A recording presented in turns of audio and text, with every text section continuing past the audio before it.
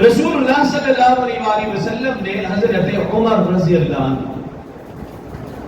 ان سے کہا کہ مذاکرات کے لیے جاؤ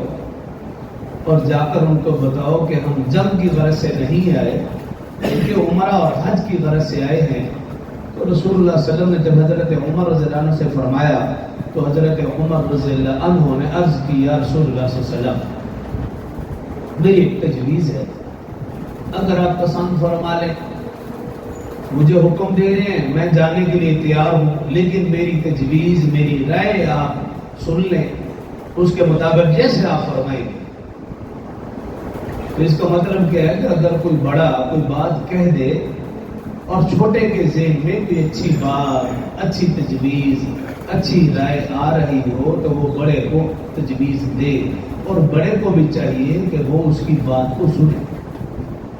ایسا نہ ہو کہ جی میں بڑا ہوں بس میں نے جو کہہ دیا بات ختم۔ اب یہ رسول اللہ صلی اللہ علیہ وسلم کا طرز عمل دیکھیے، آپ نے حضرت عمر سے کہا بھی جاؤ جا کر ان سے مذاکرات کرو، تو حضرت عمر رضی اللہ عنہ نے عرض کی یا رسول اللہ صلی اللہ علیہ وسلم آپ کا حکم بجا، لیکن ایک چھوٹی سی رائے اور تجویز ہے، آپ وہ سماعت فرما لیں، اس کے بعد آپ چاہے مجھے حکم دیں جیسے آپ فرمائیں گے۔ یہ رہنمائی ہمیں اس واقعے سے مل رہی ہے۔ تو حضرت عمر رضی اللہ عنہ نے رائے دی یا رسول اللہ صلی اللہ علیہ وسلم میرا کنبہ قبیلے کا کوئی بھی شخص، بنو عدی بن کعب میرا کنبہ قبیلہ ہے، کوئی بھی شخص مکہ میں نہیں ہے، اور میں ہوں بھی سخت طبیعت کا، ایسا نہ ہو کہ معاملہ خطرے کی طرف چلا جائے۔ حضرت عثمان رضی اللہ عنہ ان کا قبیلہ ہے بنو امیہ، اور ان کے خاندان کے کافی افراد مکہ میں موجود ہیں، اور ایسے افراد ہیں جو با اثر ہیں، طاقتور ہیں، اثر و رسوخ رکھتے ہیں۔ اگر آپ ان کو بھیج دیں تو زیادہ مناسب۔ رسول اللہ صلی اللہ علیہ وسلم نے حضرت عمر رضی اللہ عنہ کی اس تجویز کو پسند فرمایا، صرف پسند نہیں عمل بھی کیا۔ حضرت عثمان رضی اللہ عنہ کو سفیر بنا کر کفار مکہ کی طرف، مشرکین مکہ کی طرف بھیجا۔ حضرت عثمان رضی اللہ عنہ تشریف لے گئے، جا کر انہیں یقین دہانی کرائی کہ ہم جنگ کی غرض سے نہیں آئے، ہم عمرہ اور حج کی غرض سے آئے ہیں، احرام باندھ رکھا ہے، ہماری تلواریں ہیں لیکن نیام میں ہیں، ہمارے ساتھ قربانی کے 70 اونٹ ہیں۔ ان کا کنبہ قبیلہ تھا، اور حضرت عثمان رضی اللہ عنہ بھی بڑے اثر و رسوخ والے تھے۔ حضرت اس طرف ابو سفیان تھے جنہوں نے ابھی اسلام قبول نہیں کیا تھا، تو کہنے لگے بھئی آپ آئے ہو، ہم آپ کی قدر اور عزت کرتے ہیں،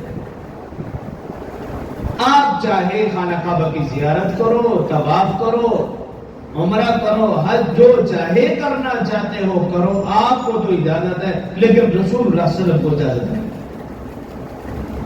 اب حضرت عثمان رضی اللہ عنہ کو رسول اللہ صلی اللہ علیہ وسلم سے کتنی محبت تھی، خانہ کعبہ کی زیارت کو ترس رہے ہیں صحابہ کرام،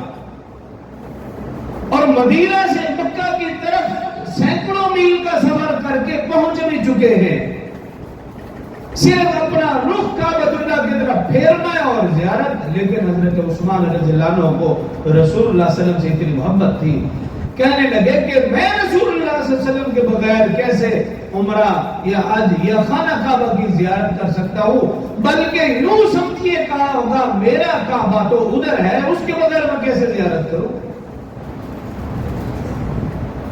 مشرکین مکہ غصے میں آ گئے کہ ہم تمہیں اجازت دے رہے اور تم ان کی بات کر، انہیں روک لیا۔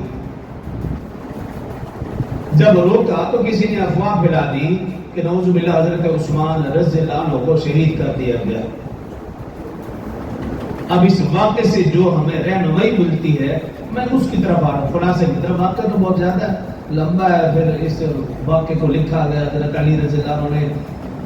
میں اس طرف نہیں۔ ہمارے لیے جو رہنمائی اور موجودہ حالات میں ہمارے لیے جو رہنمائی ہے اس کی طرف